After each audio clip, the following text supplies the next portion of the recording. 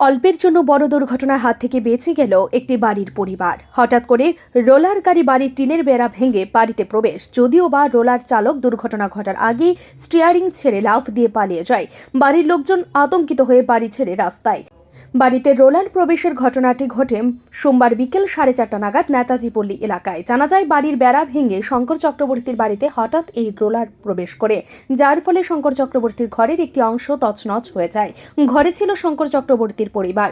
অল্পের জন্য রক্ষায় প্রাণে বেঁচে যায়।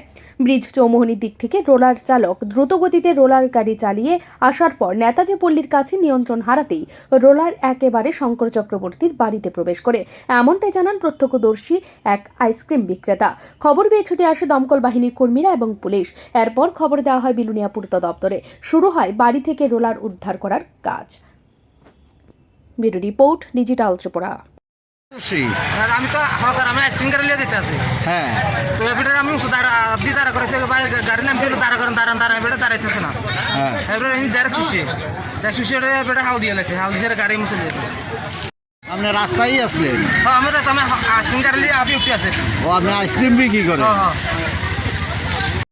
অন্ত কিটা ঘটনা? আমি উঠানের মধ্যে দাঁড়াইছি। হ্যাঁ, গাড়িটা আইতেছি দেখলাম, প্রথমে ধাক্কা দিয়ে এদিকে দুটো সে নাইমা পালাইয়া গেল। আমি দেখলাম আমার চোখের সামনে দৌড়ে আছে দুটো, এদিকে যখন কন্ট্রোল করতে পারে না তখন সে নামিয়ে গেছে।